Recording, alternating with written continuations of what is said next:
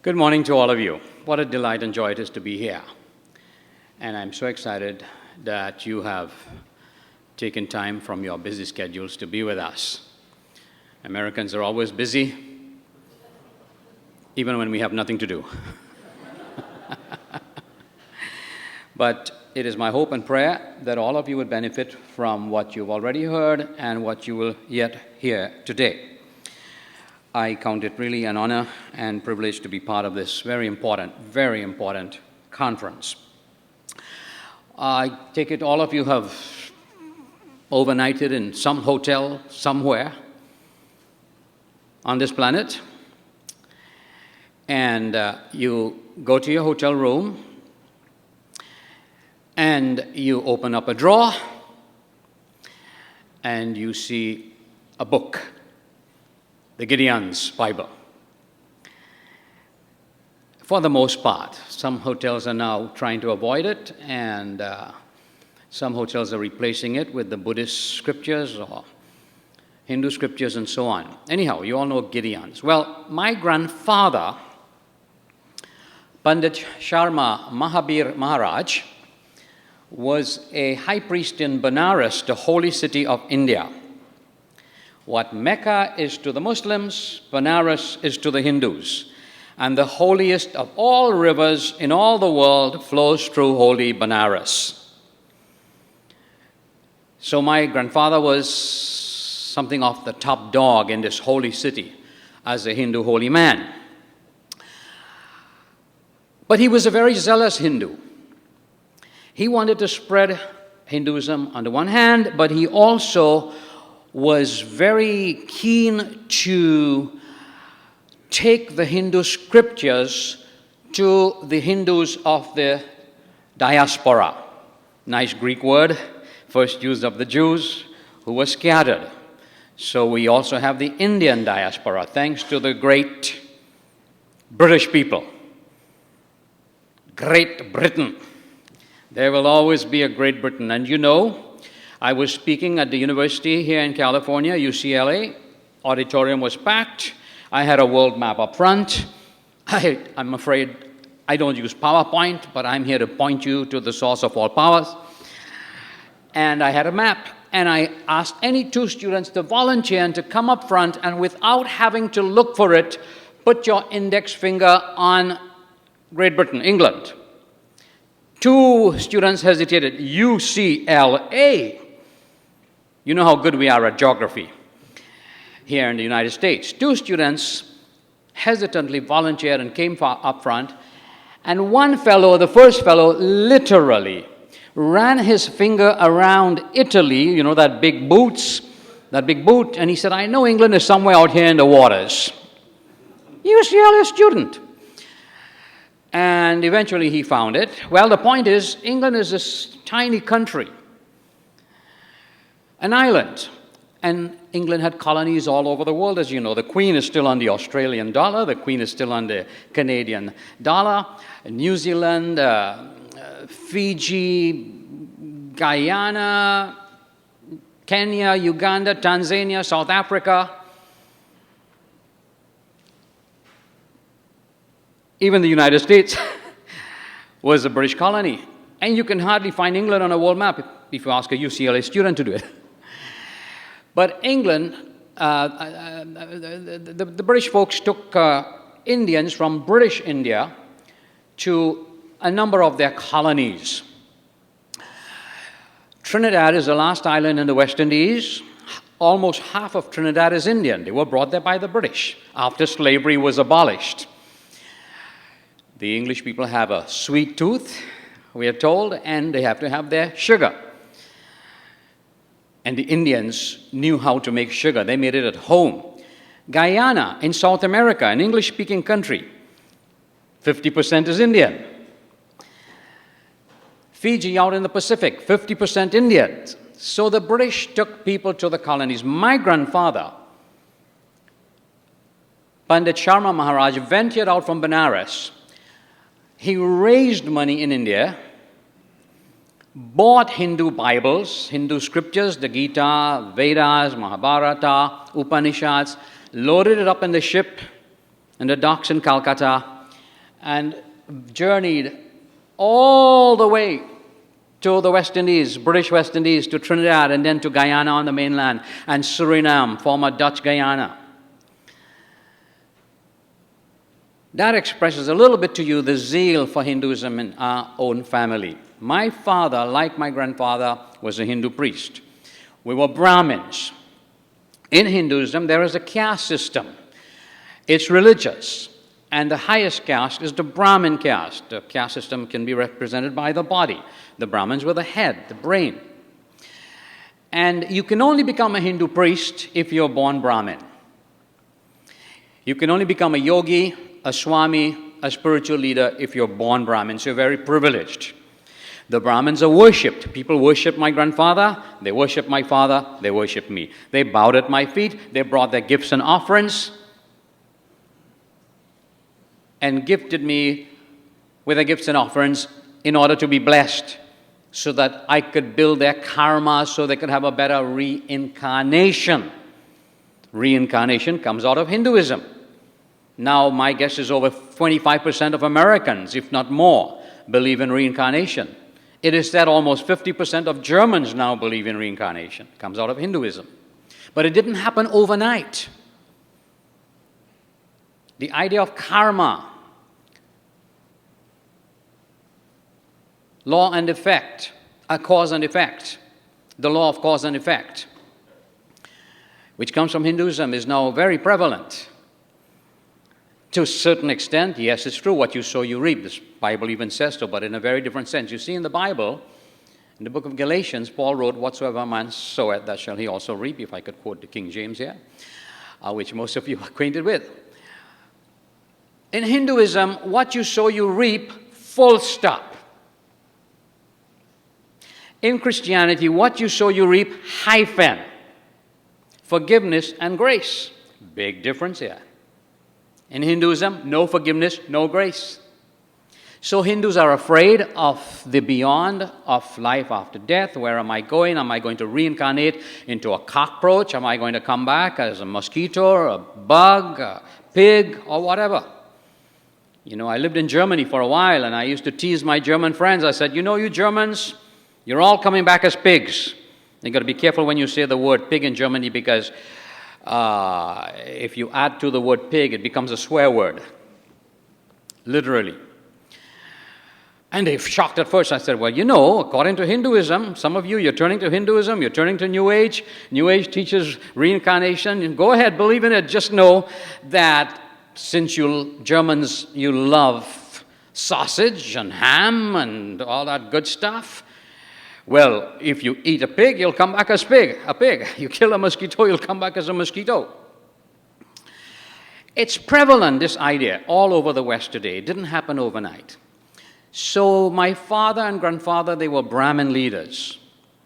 My father was a guru, like my grandfather. Guru has different definitions, but the word guru means divine teacher. Guru is like God. There are several gurus.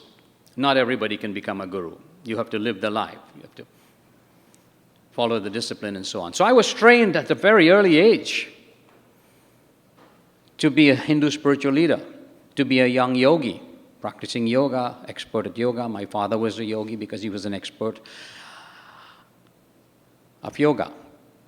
And at the earliest age, I got into it. My mother, who is a very religious Hindu till this day, the first thing she taught me was yoga.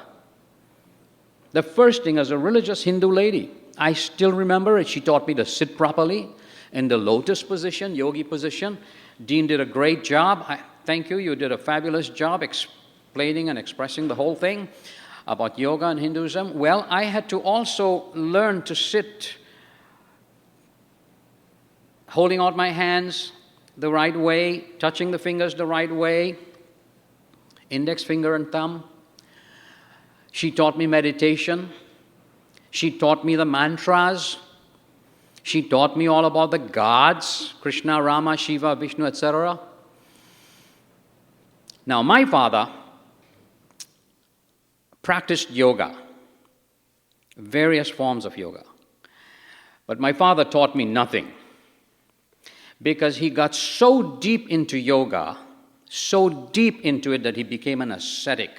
It took him over completely. It was not, I think, his intention, but this is what happened. My mother is a very beautiful woman, a wonderful woman. She married very young. The Hindus, they marry off their daughters. A woman, a girl, is a handicap in the Hindu culture, a handicap. The moment the child is born and it's a girl, you have a problem. Your question is, where do I find the money for the dowry? And now in the villages in India, people can't read and write. 98% are illiterate, but they have the sonogram. They have the equipment to do the sonogram, and if it's a girl, they abort. Because a girl is a handicap. So my mother was married off very young. My father was somewhat much older, already famous, and a Hindu leader and a priest. And my father got so deep into yoga that he became an ascetic. He renounced the world completely, and he made several religious vows. We don't have time to get into all of it. You could read it in my book, Death of a Guru. This is now in 72 languages, about 5 million copies in print worldwide. I don't have $1 in my pocket from this book. It's mostly royalty-free so that the publishers would sell it cheap, and so poor people and students could afford it. Not that I don't need the money, of course. We all need money to pay the bills, but it's royalty-free for the most part. And I go into greater details in this book about my father and his life as a guru and as a practicant of yoga, as a master of yoga. And so one of the vows he took was a vow of silence. Vow of silence. He never uttered a word right after he married my mother. So I never heard my father's voice, not even once. He also vowed not to cut his hair. For the Hindus, the hair is sacred. And one day, long story short, he also vowed not to have any marital contact, any conjugal contact, right after the marriage. Mother was a virgin. But 9 months later, somehow, anyhow, I was born. For my mother, that was a big mystery. But I'm glad to be here. And I grew up in this atmosphere, and I watched my father sit as this yogi, meditating all day long. And meditation is a form of yoga. It's part of yoga. Meditating, and he was in another world, deep in trance. So one day, somehow they would try to help him to get out of this lifestyle. You know, it's time to take on your responsibility as husband and as father. And they called the barber and asked for his hair to be cut. And the moment they cut my father's hair, he fell back and died on the spot. True story. There are thousands of people in India who would tell you, Hindus, when they broke their vow to some god, and we have 333 million gods. Tragedy struck.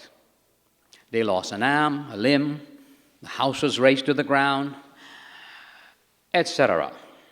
Close relative died in a fatal crash right after they broke their vow. Now, you may say coincidence, but you can't keep saying coincidence. Somewhere you have to draw the line. Friends, my point is there are spiritual powers in our world. They are real. We here in the West have done brilliantly to deny some of the realities in our world. We put on that little thing they give you on the airplane to put over your eyes when you want to go to sleep. We love it. We've done it so well. And especially in the church. There is power, but there are two sources of power. One, there's God who created all this world and you and me.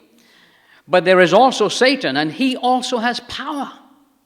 And I can tell you about that because as a religious Hindu, I experienced spiritual power in my own life. I knew that there were demons before I read a word in the Bible, the Christian Bible. I knew about the presence and power of demons in Hinduism. And I saw people having disastrous ends when they broke their vow, such as my own father. I'm not making this up. He broke his vow, not deliberately. His hair was cut. He had vowed not to speak, so he could not defend himself, having taken a vow of silence. And he died. He fell back and died on the spot. For me, that was a great loss. My father, the God, is now dead. I was 7 years old. He had lived like this for 8 years, unflinchingly, uncompromisingly, in that very way as an ascetic. He stayed in the same room on a wooden bed of his choice for spiritual discipline's sake. You sit in the lotus position on wood. The hard life. To reach your goal, his goal was called moksha, deliverance from time, space, and the elements. His goal was called self-realization. His goal was God realization. In Hinduism, for those of you who like to say all religions have the same truth and the same goal and the same God, and friends, it is the biggest lie in the universe today. It sounds wonderful and friendly and harmonious and peaceful and all that. You know, I am very, very, very pro-love. And I'm very pro-harmony. And I'm very pro-unity. But I'm also very pro-truth. Mahatma Gandhi believed that all religions had the same truth. He taught it, he preached it, he said it, he wrote it. Dean pointed out the word Atman. The individual soul. And then there's the word Brahman, the universal soul. All is Brahman. That's one of the first things I was taught as a Hindu. All is one. All is divine. Pantheism. But Atman and Brahman are one and the same in Hindu philosophy. So you are God, somehow you forgot it in one of your previous reincarnations, and now your goal is to realize your divinity, to realize you are God. So Atman, from that word, Mahatma Gandhi got his title. Mahatma was not his name, it was a title. Mahatma, great soul, Mahatma Gandhi.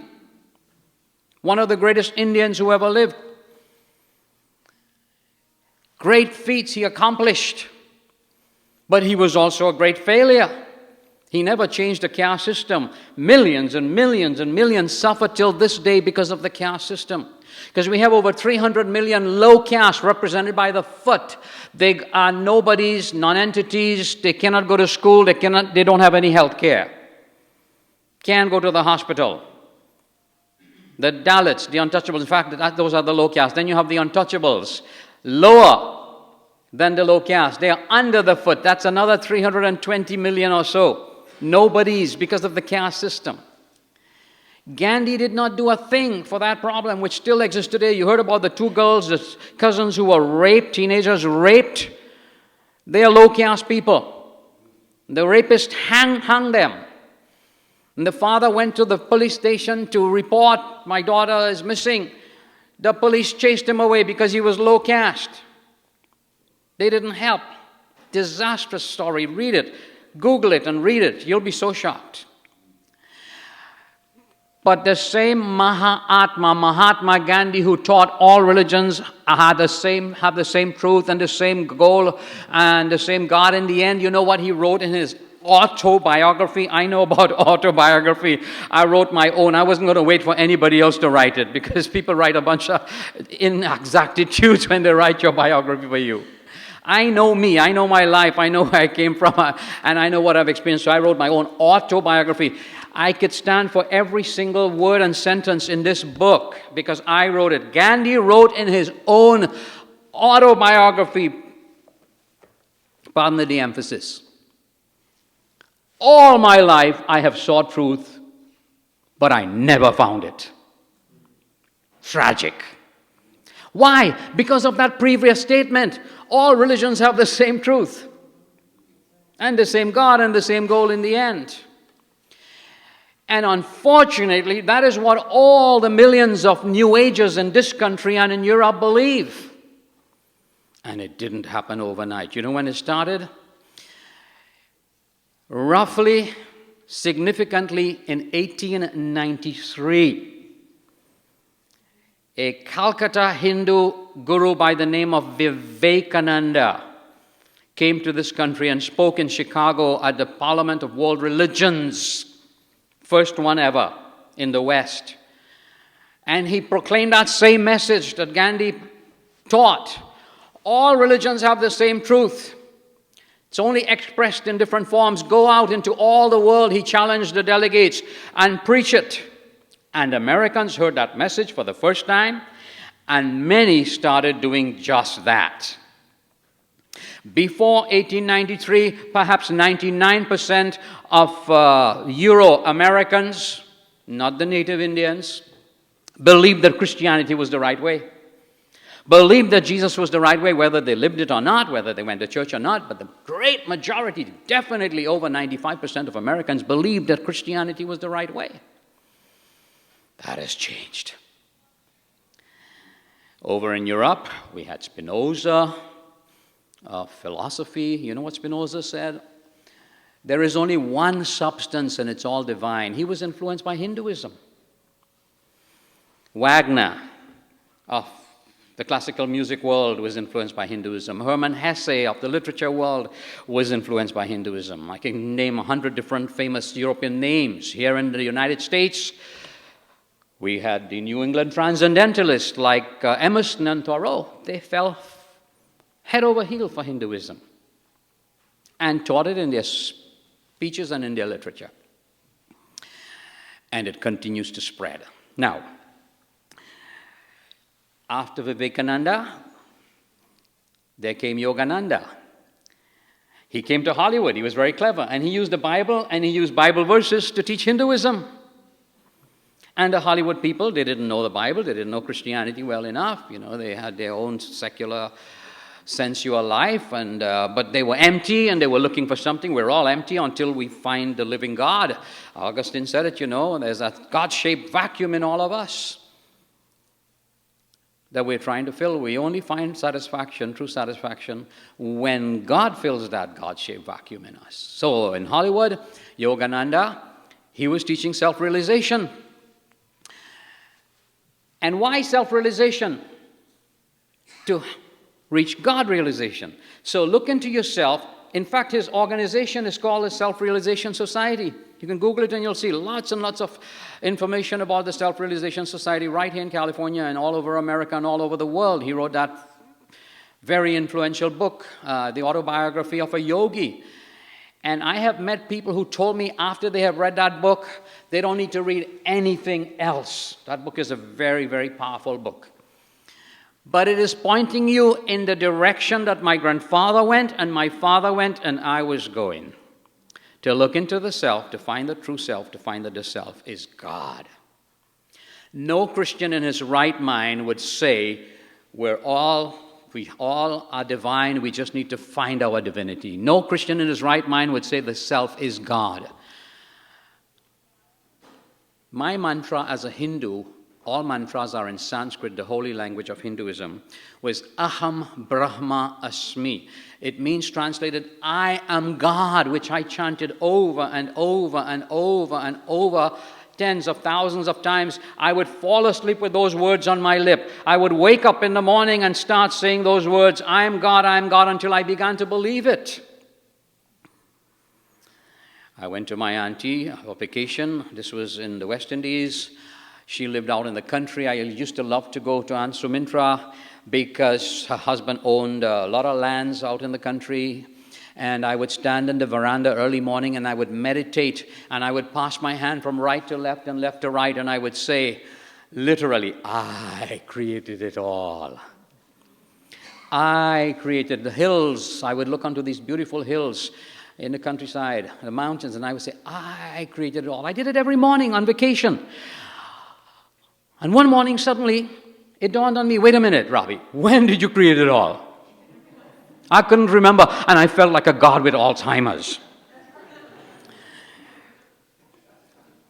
The Maharishi came to the West later on. John Lennon brought him over here.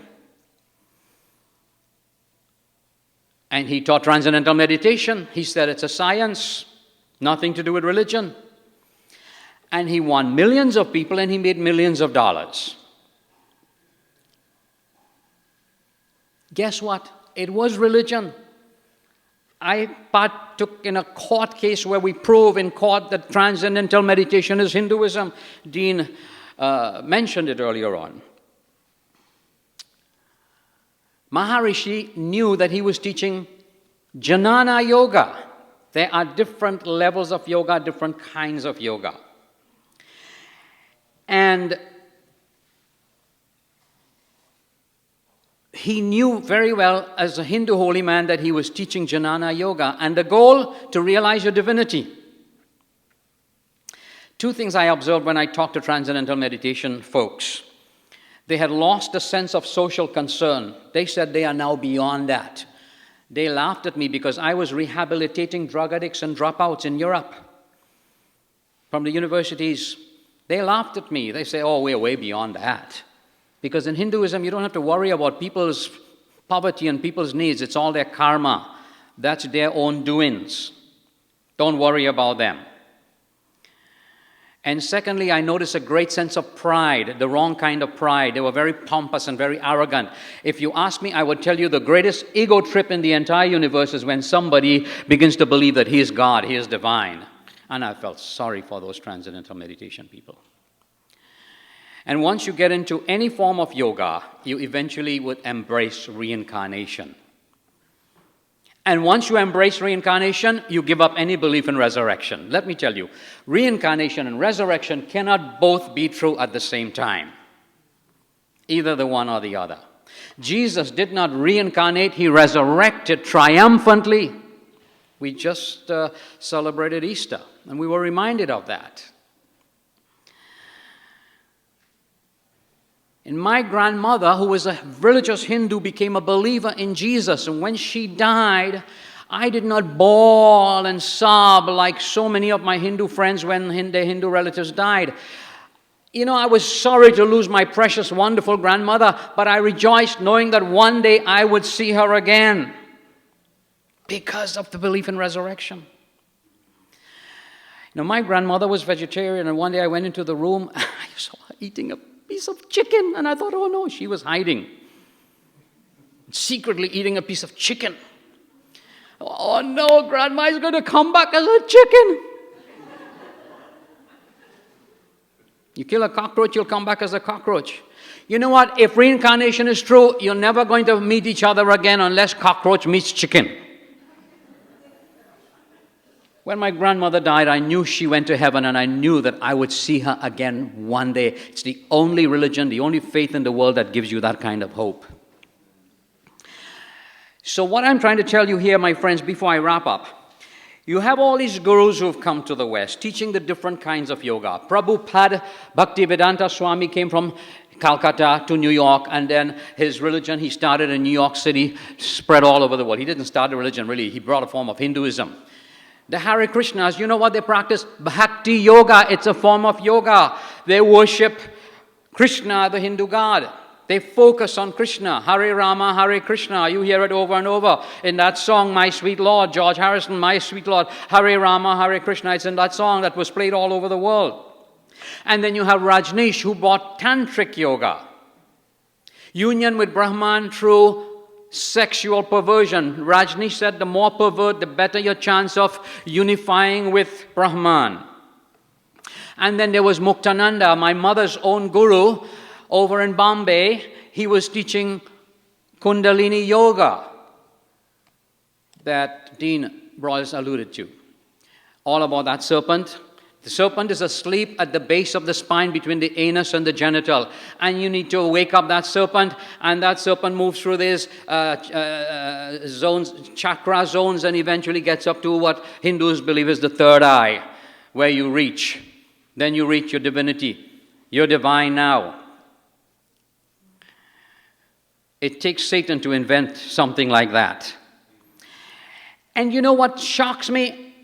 Millions of people today admire and follow Dr. Oz on television. He has a lot of good stuff, a lot of health information and all that. One day I wasn't well, and I was laying on our couch at home in the living room, and I turned the TV on, and Dr. Oz was on. Actually, it was at night time. I was very uncomfortable, went to the living room. Dr. Oz came on very late. I could not believe this highly educated popular, significant doctor, was teaching millions of people in America and all over the world about chakras. There's no scientific evidence for chakras. There's no scientific base for it, but yet we gullibly swallow it up. And all these women in the audience and a handful of men nodding, agreeing. It's very subtle. It's the name of the game. It's Satan's approach for these last days. Subtlety, subtlety, subtlety. Satan comes as an angel of light. He doesn't come with a tail and two horns. And it's all about health and fitness and looking good and feeling good. A daughter of wonderful friends of mine came back home from college recently. And I know the family very well. I've been to their home. I played with this little girl when she was tiny, picked her up, scooped her up, hugged her, kissed her. And I asked her, what was the best thing about college, your first semester? She said, yoga. It's an evangelical Christian home. I said, tell me about it. She said, well, what was the best thing about it? She said, well, now I'm centered. So in conversation, you know what I discovered? This centered thing is all about finding the true self. It's the goal of yoga. And now she's found that true self. She's found God. She doesn't need anything else. She doesn't need Jesus. From an evangelical leadership home, she doesn't even need Jesus anymore because she's found, they use the word centered, she's found it. It's sad, it's tragic, it's heartbreaking. It's deceptive, my dear friends. It starts very harmless, seemingly harmless. Hatha yoga, of course, is the biggest yoga in America, which you find all over the place, church halls and schools. You've heard from Dean. Yoga is all about union, like the yoke to ox. I'm going to end now, but I must share this with you before I close. It's all about yoking. In Hinduism, yoking with Brahman. Realizing that you and Brahman are one. You are divine. And it's deception, because we are not God. Yet an intelligent, brilliant, talented lady like Shirley MacLaine could make a movie telling the world she's God. Out on a limb. A friend of mine wrote a book in response, out on a broken limb. And it's part of the darkness spreading in our world. It is part of the darkness spreading in our world. Krishna in the Gita, who's becoming very popular in the West as a god to worship, Krishna in the Gita says, I am light. Well, Jesus also said that, didn't he? But Krishna goes on to say, I am also darkness. There's some truth in the Gita. I'm light, but I'm also darkness. Everything evil that happened in this world, I am. All Hitler's Holocaust, I am that. Do you want to be part of that? I don't. Jesus said, I am the light of the world. The only true light. And this Jesus warned us in Matthew chapter 24. See that no one deceive you. He could have gone on talking about the earthquakes and so on we will see in the last days. But he said, see that no one deceive you. There's plenty of deception going on today. 3 times in that passage, my wife was reminding me this morning, 3 times in Matthew 24, he warned us, don't let anyone deceive you. I was hacked. My wife was hacked. I was hacked. I was in Austin speaking at the university. My wife calls me from Pasadena. She said, honey, you better sit down. I said, what's going on? She says, I turned on the computer. I went to your Juno. I had Juno. I have Gmail now. She said, it's all gone. Everything is gone. They wiped it out. They stole it and they used it against me. My whole address list. They used it against me. They sent out letters to my people telling people awful things about me. I lost it all. I had to start all over. Retrieve, and it was very hard. My wife, she got hacked. It was a terrible experience for us. This planet is being hacked on a large scale by the enemy who also has power. Don't let him deceive you. I lost everything internetally speaking. Satan wants us to lose everything spiritually speaking. God is there for us.